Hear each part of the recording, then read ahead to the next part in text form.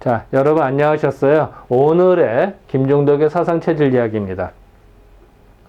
100년 전에 그 스페인 독감이 유행했는데요. 그 당시 상황들을 날짜별로 조목조목 살펴보겠습니다. 오늘은 1919년도 크리스마스 날 원산에서 매일 10여 명이 사망하더라. 물론 서울에 비하면 적은 숫자죠. 근데 서울 인구하고 또 다르잖아요. 그 당시에 경성 인구하고. 그래서 매일 10여 명이 사망하더라. 원산. 그 경과를 좀 보면요. 그때 11월 말경에 이제 개성에서 나타나고요. 경성, 용산 이렇게 퍼져나가요.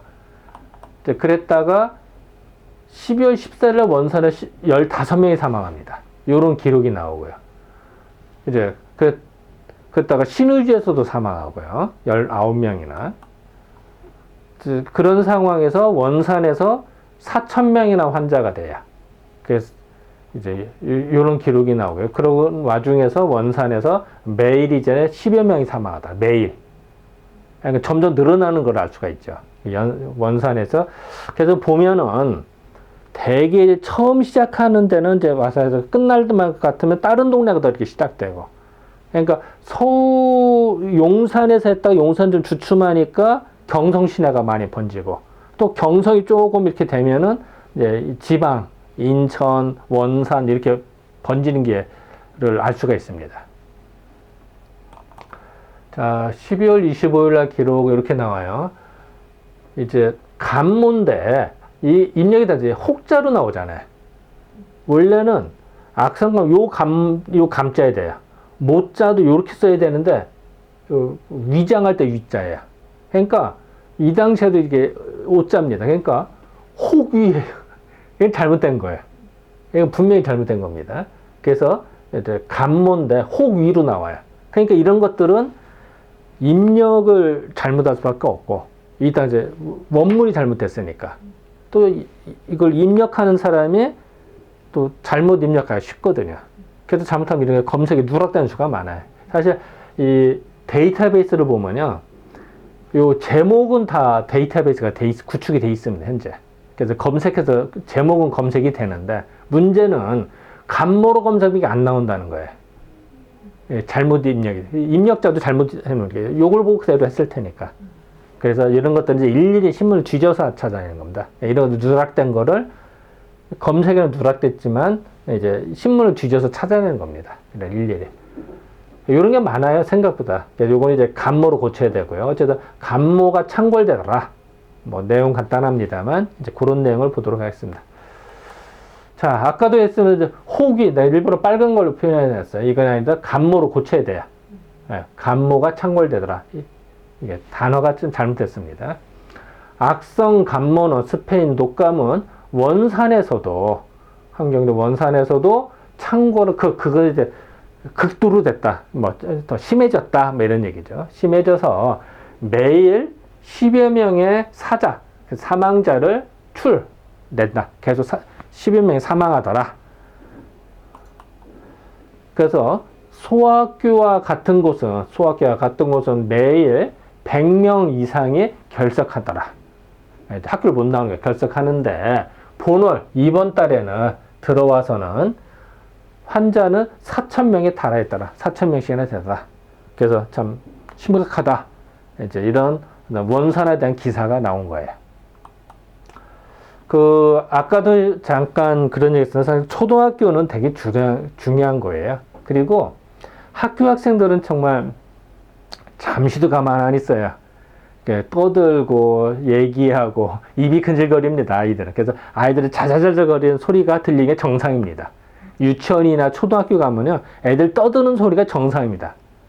반면에 노인정에 가면 조용해요, 되게. 참 나이 많으신 분들은 말이 그렇게 많지가 않아요. 그죠?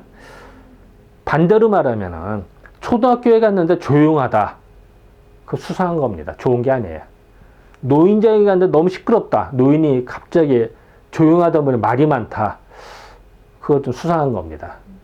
어쨌든 초등학교 가면 이렇게 시끄러운 게 정상이다. 그러니까 전파도 더 잘 됩니다, 사실은. 나는 붙어서 만마차지. 그러니까 어떤 이게 동서고금을 통해서 다 이렇다. 아이들은. 이게 정상이다. 그리고 이제 아까 이제 왜 자꾸 원산 얘기가 나올까요? 원산은 항구예요, 항구도시. 그래서 그 당시에 북쪽 지역 동해안 쪽에 있는 모든 물산이 원산으로 직결됩니다. 그래서 배가 왔다 갔다 하다 보니까 국제적인 교류항이거든요. 그러니까 당연히 전파, 전염병도 더 잘 돌 수가 있고요. 이런 상황을 알 수가 있습니다. 그래서 그런 특징이 있다. 인천도 마찬가지고. 그러니까 인천, 원산 이런 얘기가 자꾸 나오는 신의주 이런 것도 나오는 이유는 물동량이 많은 동네가 더 잘 전염병에 취약하더라. 뭐 지금도 똑같죠. 그런 거를 알 수가 있습니다. 자, 일단 그 원산에 대한 상황을 1918년도와 비교를 해보겠습니다. 1918년도에는 1차 대유행 때는 기록이 경찰서에서 수십 명이 결견하더라. 왜 경찰일까? 경찰은 왔다 갔다 하니까. 근데 이거는 뭐 원산뿐만 아니라 다른 동네 똑같고 경찰서는 똑같이 있겠죠. 근데 하나 특징이 있어요. 세관이 있다는 거예요. 세관. 쉽게 말하면 이제 그 무역하고 할 때 관세 미교하는데 세관이 있어야 되잖아요. 그리고 통관을 해야 되니까. 그러니까 세관이 반수나 결 이런 기록이 나. 그리고 회조점, 해운회사나 조선우선회사 이런 게 결근했다. 이런 기록이 나와요. 다른 동네와 다르게 원산에서의 특징인 거죠. 그래서 이런 어떤 회조점과 세관이 나오더라. 뭐 경찰이야 뭐 어디나 다 있는 거겠지. 그리고 뭐 관청 이것도 다른 동네도 마찬가지죠. 이거는 예, 결근했다 이런 기록이 나오고요. 그래도 원산 뭐 유행하더라, 창궐하더라. 그래서 현재 10,000명이 감염되고 10,000명이 감염됐는데 현재 이제 감염자가 낮고 현재는 1,500명이 감염됐다. 뭐 학생이 10분의 1이나 감염됐다.